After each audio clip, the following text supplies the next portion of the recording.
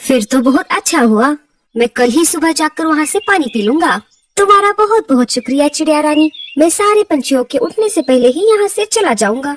लेकिन जाते जाते मैं तुम्हें एक जरूरी बात बताना चाहता हूँ, क्योंकि तुमने मेरी बहुत मदद की है। पिछले साल बहुत कम बारिश हुई थी, इसीलिए हम सभी बादलों ने यह निर्णय लिया है कि इस साल बहुत ज्यादा तेज बारिश करेंगे, ताकि अगले साल तक जंगल के सारे जानवर और पंछियों को पानी की कोई समस्या ना हो। इसीलिए मैं तुमसे एक विनती करता हूँ कि आप सभी पंछी अपने अपने घोंसले किसी ऊंचे पेड़ पर बनाएं। हमें ये बात बताने के लिए बहुत बहुत शुक्रिया। मैं जंगल के सारे पशु पक्षियों को सतर्क कर दूंगी। इधर बाकी सारे बादल समुंदर तक पहुँच चुके थे।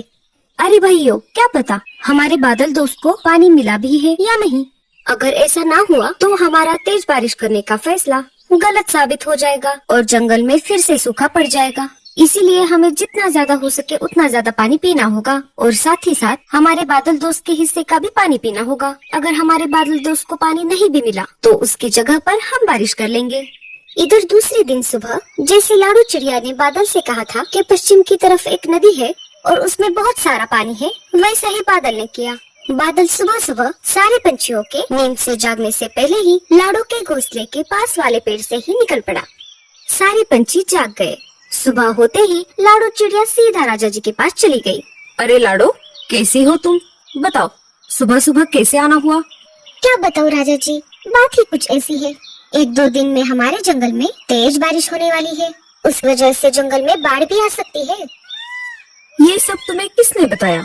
तुम इतने दावे के साथ कैसे कह सकती हो? लाडो पिछले रात की सारी घटना राजा जी को बताती है। राजा जी को लाडो चिड़िया पर भरोसा था। लाडो, मुझे तुम पर पूरा भरोसा है। बताओ, अब आगे क्या करना है? राजा जी, चाहती तो मैं एक एक करके जंगल के सभी पंछियों के घर जाकर ये बात बता सकती थी, लेकिन उसमें बहुत ज्यादा वक्त लगेगा। हमें हमारे जंगल के सारे पंछियों को ये बात बतानी है कि 2-3 दिन में बहुत ज्यादा बारिश होने वाली है। इसीलिए सभी पंछियों को जितनी जल्द हो सके उतनी जल्द अपने अपने घोंसले किसी ऊंचे पेड़ पर ले जाने होंगे। ठीक है लाडो, मैं अभी सूचना पक्षी को बुलाता हूँ और उसे ये बात सारे जंगल में फैलाने के लिए कहता हूँ। सिपाहियों, सूचना पक्षी को बुलाया जाए।